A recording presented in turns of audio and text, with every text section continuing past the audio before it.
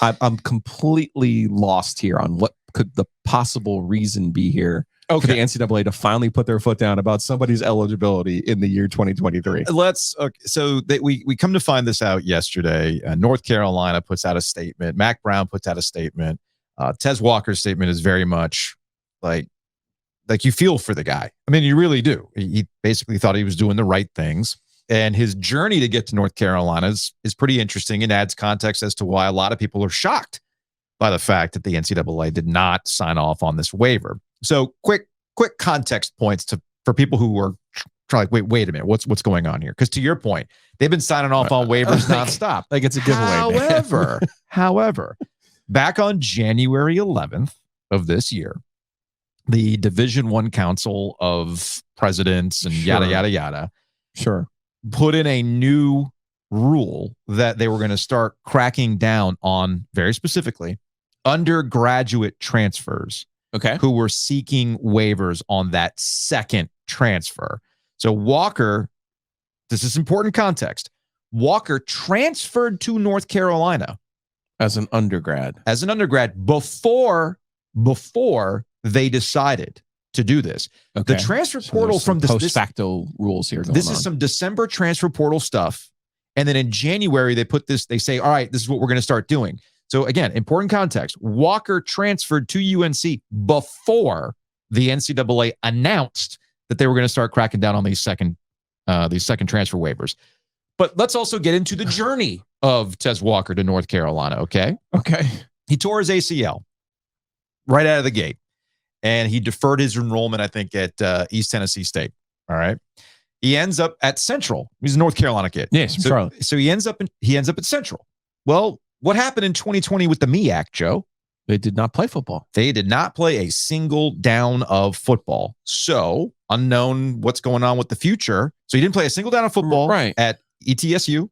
He didn't play a single down of football at Central because they canceled the season in 2020.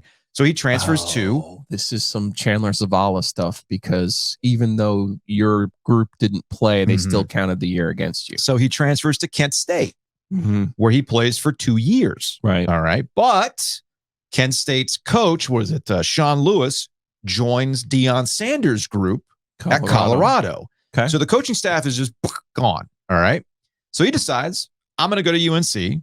You grew up in Charlotte. You're North Carolina kid. There's a sick family member who has not seen Walker play. So you come to North Carolina. It's a 2.5 hour drive from Charlotte. Actually, it's less than that. It's like Chapel Hill. To Chapel Hill. It's about 2.5 hours, actually. A little less than that. On a good day.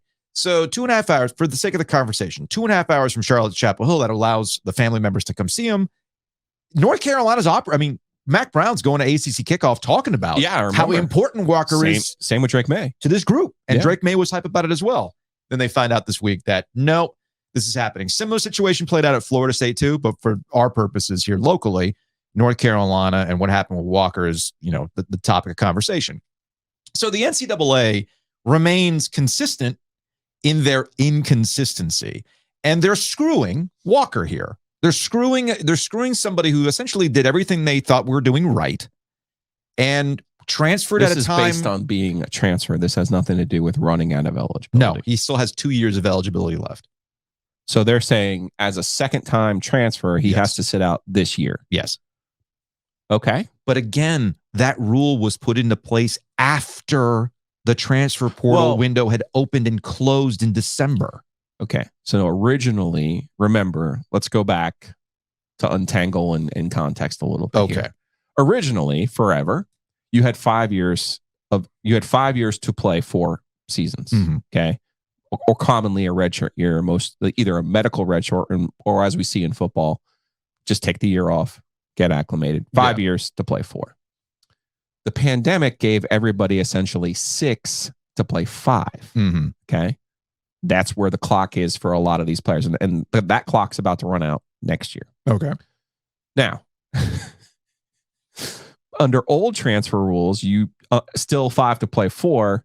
You use one of those as a transfer to sit out, and you still but you would then have to play the next year.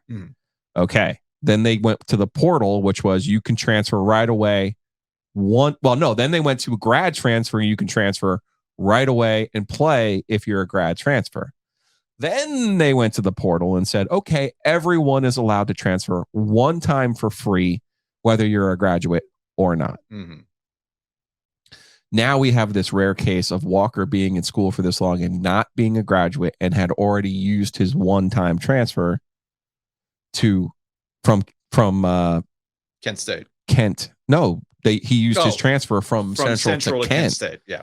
So they must have, or they waived that year and said the East. One of those they waived, basically. So they're basically saying we already gave you a waiver.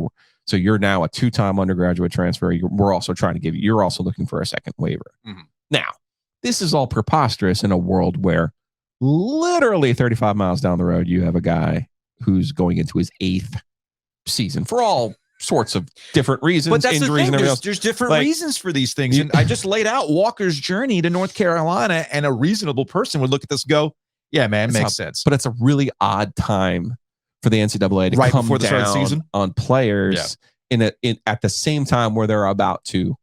And I know people are like, and to your point, we get a little overwrought with our think of the children stuff, but it all is under this umbrella of college athletics. Like, you don't care about these athletes. You don't compensate them. Nope. So you don't care about them.